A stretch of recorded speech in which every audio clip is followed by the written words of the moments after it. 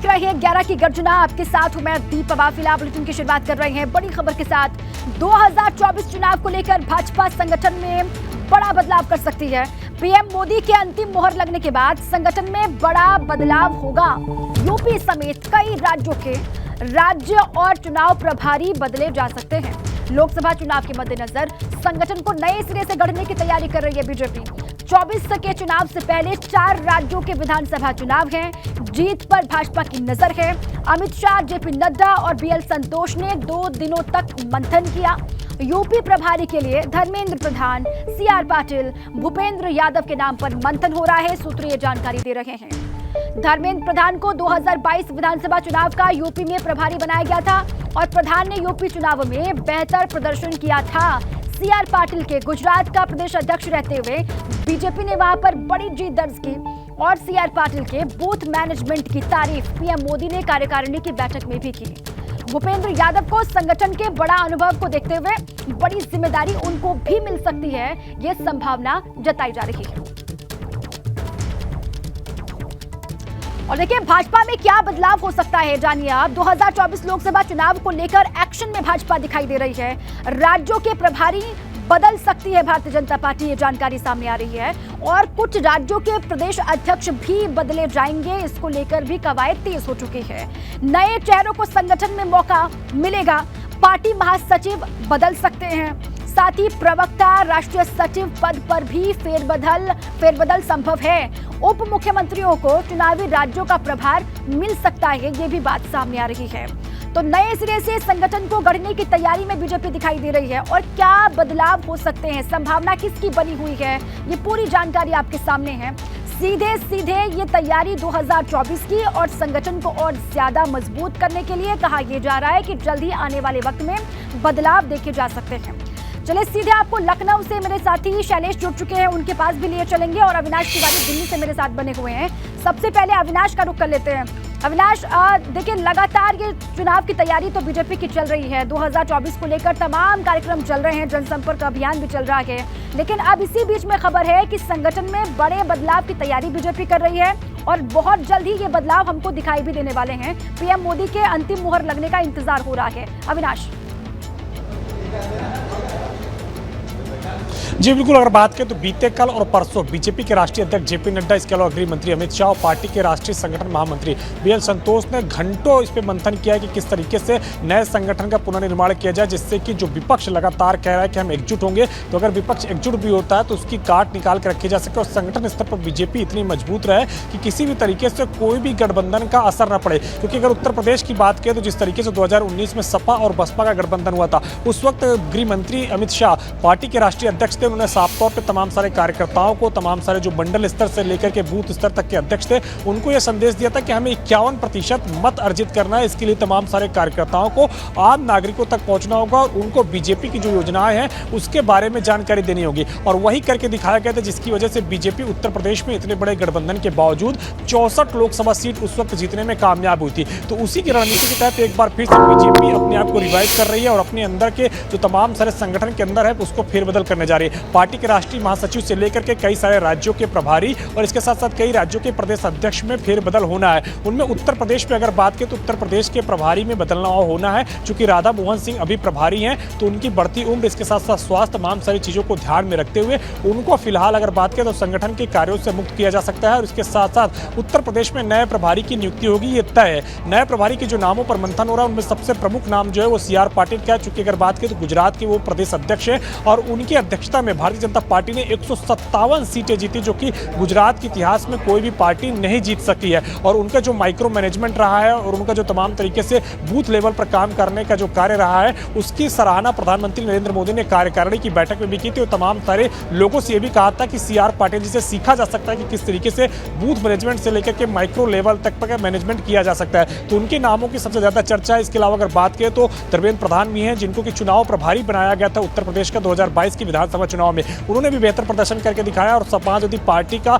छोटे छोटे दलों के साथ जो गठबंधन का प्रयोग था उसको उन्होंने विफल किया और बीजेपी दोबारा से उत्तर प्रदेश के अंदर सत्ता में आई। इसके अलावा जो तीसरा प्रमुख नाम है चर्चा में वो भूपेंद्र यादव का है। उनके अंदर संगठन के काफी ज्यादा अनुभव है और बीजेपी की जो तमाम सारी केंद्रीय योजनाएं रही है उसके वो पहले भी प्रभारी बनते रहे जो बताए हैं अविनाश, इन नामों को लेकर मंथन हो रहा है यूपी के प्रभारी के लिए। देखिए भूपेंद्र यादव का नाम है, CR पाटिल है और साथ ही धर्मेंद्र प्रधान का नाम आप बता रहे हैं। अब इन नामों को लेकर लखनऊ में कितनी चर्चा है, शैलेश का रुख कर लेते हैं। शैलेश, प्रभारी उत्तर प्रदेश में भी जो अभी है बीजेपी का उसको भी बदला जा सकता है कहा यह जा रहा है, और किन नामों को लेकर चर्चा चल रही है, किन नामों पर मंथन लगातार हो रहा है, उसके बारे में अविनाश ने जानकारी दी। अब इन नामों को लेकर वहां पर कितनी चर्चाएं हैं या फिर क्या सुगबुगाहट आप देख पा रहे हैं जल्दी बदलाव को लेकर, शैलेश?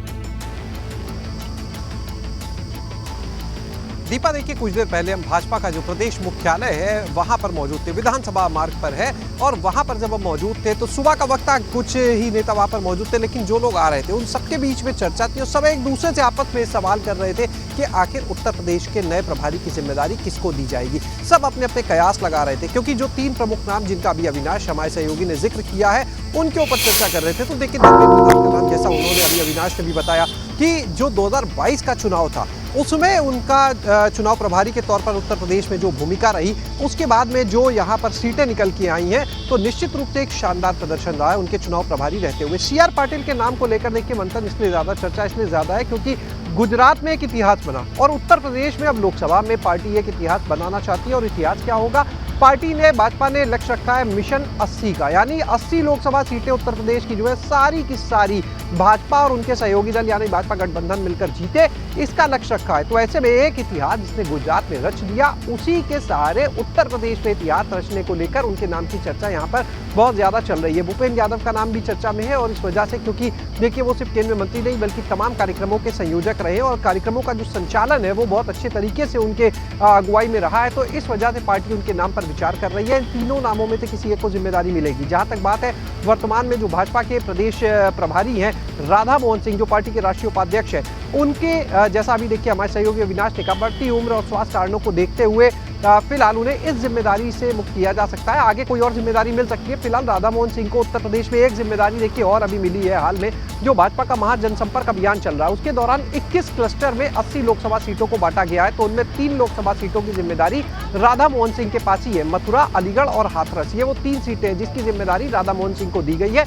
वहां पर वो लगातार अपने प्रवास और कार्यक्रम उनको आगे करने हैं, तो ये जिम्मेदारी उनके पास फिलहाल है। और अब उत्तर प्रदेश को नए प्रभारी, क्योंकि 2024 के जो मिशन है उसको लक्ष्य को सामने रखते हुए पार्टी पूरे तरह से अपने संगठन में देखिए और 80 में से 80 का टारगेट है शैलेश, और इस टारगेट को अचीव करना है तो मजबूती भी उतनी ही होनी चाहिए। और इसीलिए तो लगातार ये खबर आप भी बता रहे हैं और अविनाश भी दे रहे हैं कि बहुत बड़े बदलाव जल्द ही दिखाई दे सकते हैं, प्रभारी बदले जा सकते हैं अलग अलग राज्यों के, और साथ ही उत्तर प्रदेश में भी राज्य प्रभारी भाजपा बदल सकती है। तमाम नाम लगातार चर्चा में बने हुए हैं। शुक्रिया आपका शैलेश और अविनाश, आपका भी पूरी ही जानकारी के लिए। इस खबर पर लगातार नजर हमारी बनी हुई है। अब आइए आगे बढ़े। बीजेपी के राष्ट्रीय अध्यक्ष जेपी नड्डा आज नोएडा में टिफिन पर बैठक करेंगे, जिसमें प्रदेश अध्यक्ष भूपेंद्र चौधरी, सांसद महेश शर्मा के साथ ही सभी विधायक और पार्टी के पदाधिकारी शामिल होंगे। भाजपा के राष्ट्रीय अध्यक्ष मोदी सरकार के 9 साल के कार्यकाल को बताएंगे, कार्यकाल के पूरा होने पर जो उपलब्धियां रही है सरकार की उसको गिनाएंगे, और साथ ही लोकसभा चुनाव के मिशन 80 पर भी चर्चा करेंगे। इस बैठक में करीब 200 से ज्यादा कार्यकर्ता मौजूद रहने वाले हैं। जानकारी ये है पूर्व मंत्री भी होंगे, सांसद होंगे, विधायक और पुराने कार्यकर्ताओं को भी इस बैठक में बुलाया गया है, और इनमें वो भी शामिल होंगे जिनके पास कभी कोई पद रहा हो। और ऐसे में सभी कार्यकर्ताओं के साथ लोकसभा चुनाव की रणनीति पर चर्चा होगी। साथ ही पश्चिमी उत्तर प्रदेश में जमीनी हकीकत है क्या, इसको जानने की कोशिश भी की जाएगी। तो टिफिन पर बैठक जेपी नड्डा लेने वाले हैं नोएडा में, और यहां पर अलग अलग हिस्सों से लगातार कार्यकर्ता पहुंच रहे हैं। तमाम सांसद भी, पार्टी के पूर्व सांसद, पूर्व विधायक और पूर्व मंत्री भी आएंगे, उनसे भी चर्चा की जाएगी और आगे की पूरी रूपरेखा किस तरीके से बढ़ना है वही तय होगी। भाजपा के प्रदेश अध्यक्ष भूपेंद्र चौधरी का कहना है कि आज की मीटिंग में भाजपा 24 के चुनाव में 80 में से 80 सीटें कैसे जीतेगी, इसी पर बात होगी। जनसंपर्क महाअभियान तय किया है जो 30 मई से प्रारंभ होकर 30 जून तक चलेगा। उसमें अलग अलग चाहे लोकसभा स्तर के कार्यक्रम हो, चाहे विधानसभा स्तर के कार्यक्रम हो, चाहे बूथों पर कार्यक्रम हो, हमारी पार्टी ने जनता से संपर्क और संवाद के कार्यक्रम तय किए। सभी विधानसभाओं में एक वरिष्ठ कार्यकर्ताओं के साथ बैठक और ऐसे अनुभवी जिन्होंने लंबे समय तक भारतीय जनता पार्टी की इस विकास यात्रा को यहाँ तक पहुँचाने में अपना योगदान किया। नोएडा में नोएडा विधानसभा की बैठक में माननीय राष्ट्रीय अध्यक्ष जी का मार्गदर्शन हम सब लोगों को मिलेगा और मुझे विश्वास है कि आज की बैठक के माध्यम से माननीय राष्ट्रीय अध्यक्ष जी कार्यकर्ताओं से संवाद करेंगे, बातचीत करेंगे और जो हमारा संकल्प है भारतीय जनता पार्टी उत्तर प्रदेश का, हम लोग संकल्पित हैं। हम लोग पूरा संकल्प को पूरा करेंगे। जो 100% लोकसभा की 80 की 80 लोकसभा सीटें जीतने का भारतीय जनता पार्टी का योगी जी के नेतृत्व में और मोदी जी के नेतृत्व में जीतने का संकल्प है, उसे पूरा करेंगे। नोएडा में आज होने वाली टिफिन बैठक पर कार्यक्रम स्थल का हमारे संवाददाता अविनाश तिवारी ने जायजा लिया है, आपको दिखाते हैं। बीजेपी के राष्ट्रीय अध्यक्ष जेपी नड्डा आज से टिफिन पर बैठक की चर्चा की शुरुआत करने वाले हैं और इसकी शुरुआत हो रही है नोएडा के सेक्टर 51 में एलपीएस ग्लोबल स्कूल से। और यहाँ पे देखिए तैयारियां किस तरीके से की गई है। उनके स्वागत में यहाँ पे लगाया गया है welcome mister JP Nadda for the tiffin बैठक एट एलपीएस ग्लोबल स्कूल। और यहाँ पे तमाम सारी भव्य तैयारियां की गई। चूंकि अगर बात की तो ये बैठक दोपहर 12 बजे से होनी है और इसके बाद इसको लेकर के पूरी तरीके से एलपीएस ग्लोबल स्कूल में तैयारियां की गई है। यहाँ पे दिखाते हैं कि किस तरीके से यहाँ पे जब पार्टी के राष्ट्रीय अध्यक्ष जेपी नड्डा पहुंचेंगे तो कैसे यहाँ पे बैठक आयोजित की जाएगी। अंदर की तस्वीरें भी आपको दिखाते हैं। ये हॉल है, यहीं पर अगर बात करें तो पार्टी के राष्ट्रीय अध्यक्ष जेपी नड्डा तमाम सारे कार्यकर्ताओं के साथ, जनप्रतिनिधियों के साथ बैठ करके टिफिन पर बैठक करेंगे, चर्चा करेंगे। ये देखिए अध्यक्ष हैं और इसके अलावा जितने भी विधायक हैं वो सभी यहाँ पे मौजूद रहेंगे। यहाँ पे श्यामा प्रसाद मुखर्जी, दीनदयाल उपाध्याय और भारत माता की तस्वीरें भी लगाई गई, पुष्पांजलि भी अर्पित की जाएगी और इसके बाद कार्यक्रम की शुरुआत होगी। कार्यक्रम किस तरीके से रहने वाला है, नोएडा के जिला उपाध्यक्ष हैं और नोएडा के जिला महामंत्री हैं जो कि तमाम से तैयारियां कर रहे हैं। आप लोग को देखिए किस तरीके से यहाँ पे कार्यक्रम रहने वाला है। देखिए, वरिष्ठ कार्यकर्ता की बैठक है, इसको टिफिन बैठक नाम दिया गया। राष्ट्रीय अध्यक्ष जी सभी कार्यकर्ता वरिष्ठ कार्यकर्ताओं को संबोधित करेंगे और अपनी सरकार, केंद्रीय सरकार की 9 वर्ष की उपलब्धियों को अपने कार्यकर्ताओं के बीच में रखेंगे। 30 तारीख तक सभी लोग जाएंगे और 9 साल की उपलब्धियों को जन जन तक पहुँचाएंगे। सब कुछ दिया जाएगा। कहने का मतलब कि ये जब 9 साल की उपलब्धियों का बखान यहाँ पर होगा तो नेचुरली 2024 की तैयारी होगी। इसीलिए ये कार्यक्रम जो रखा गया, राष्ट्रीय अध्यक्ष और मंडल अध्यक्ष से लेकर जिला अध्यक्ष तक सब टिफिन पे बैठ के चर्चा होगा और आपस में सव भोज करके सब अपना अपना प्रसाद को मिला जुला कर जो लंच है वो सब मिलके खाएंगे। ये कार्यकर्ता का और कार्यकर्ता के साथ सबका जो भावना जोड़ा हुआ, इसीलिए हमारी पार्टी विश्व में नंबर 1 पार्टी है। टिफिन पर बैठक की, जिसके बाद तमाम सारे कार्यकर्ता जमीन पर उतर करके आम नागरिकों से जनसंवाद करेंगे। अब देखना है कि किस तरीके से ये आगे असर करता है और क्या बीजेपी को 80 में से 80 लोकसभा सीट जीतने का जो मंत्र आज पार्टी के राष्ट्रीय अध्यक्ष जेपी नड्डा यहां से देंगे वो 2024 में कारगर होता है या नहीं। दर्शन रोहित के साथ अविनाश तिवारी, एबीपी गंगा, नोएडा। बड़ी खबर आपको बता दें, समाजवादी पार्टी छोड़ सकते हैं दारा सिंह चौहान। ये बड़ी जानकारी मिल रही है। डिप्टी सीएम केशव प्रसाद मौर्य के संपर्क में है दारा सिंह चौहान और सपा छोड़ करके फिर से भाजपा में शामिल हो सकते हैं दारा सिंह। पूर्व कैबिनेट मंत्री दारा सिंह चौहान की भाजपा आलाकमान से मुलाकात हो चुकी है, ये जानकारी है। और दूसरी पार्टी के मजबूत पिछड़े नेताओं को पार्टी में लाने की जिम्मेदारी हाईकमान ने केशव प्रसाद मौर्य को सौंपी है और ये कहा जा रहा है कि केशव प्रसाद मौर्य के संपर्क में है दारा सिंह चौहान। और इसी पर ब्यूरो चीफ वीरेश पांडे हमारे साथ जुड़ चुके थे जानकारियों के साथ। वीरेश जी, ये बड़ी जानकारी कि घर वापसी हो सकती है दारा सिंह चौहान की। देखिए, दारा सिंह चौहान भारतीय जनता पार्टी के राष्ट्रीय अध्यक्ष रह चुके हैं पिछड़े मोर्चे की और दारा सिंह चौहान बिरादरी के सबसे बड़े नेताओं में से माने जाते हैं।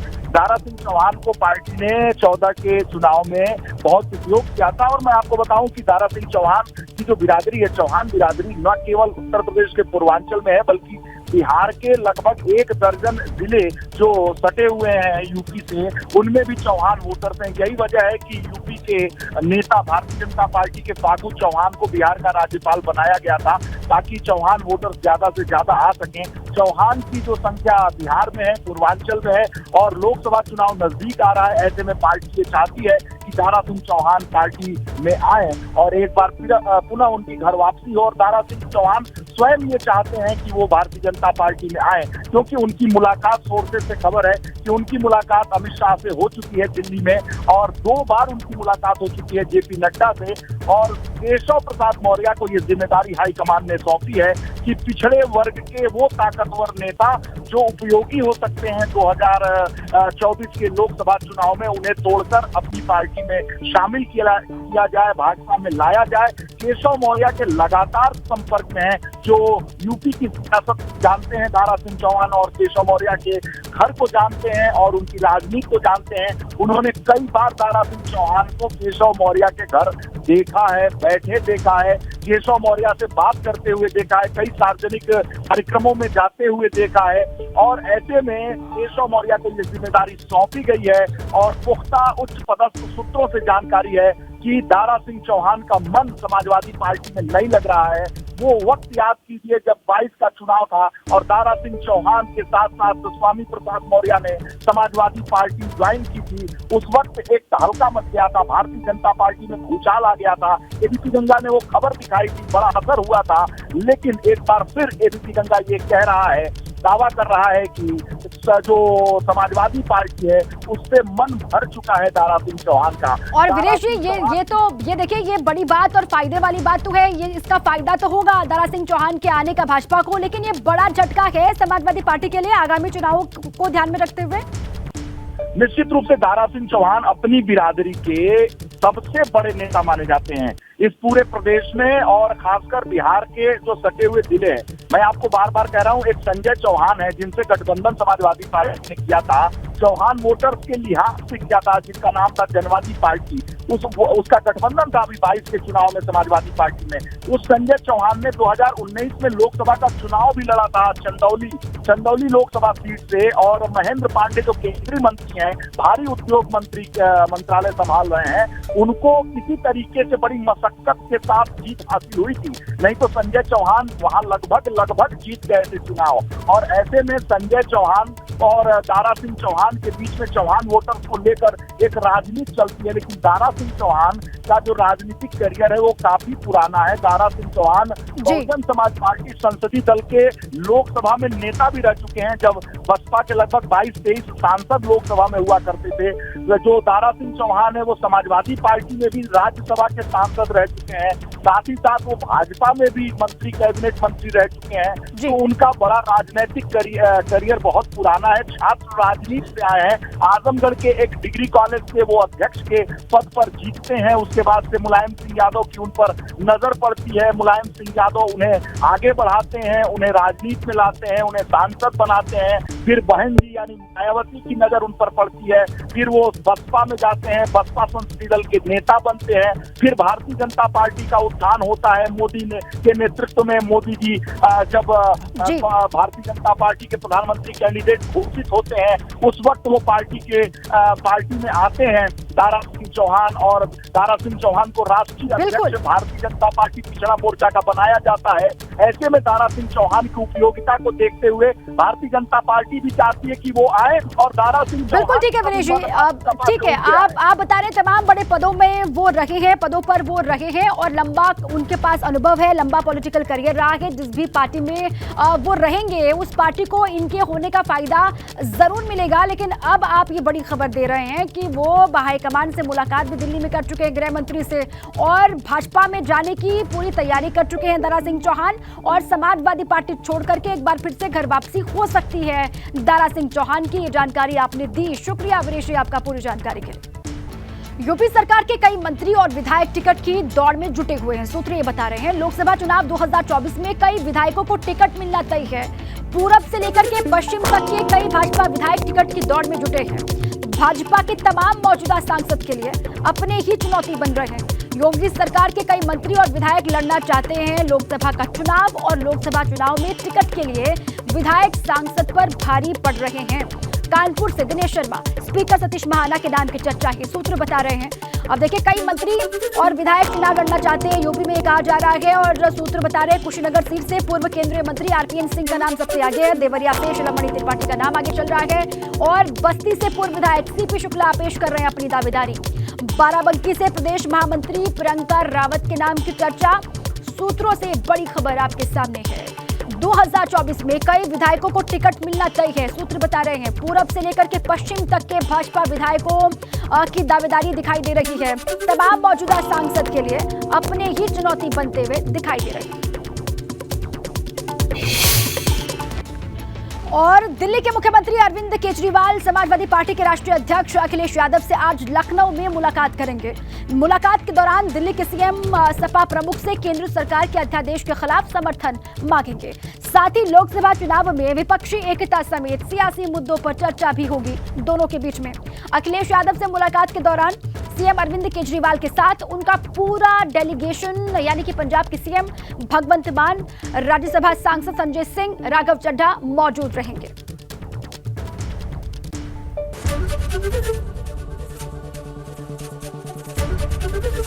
एबीपी गंगा, खबर आपकी, जुबान आपकी।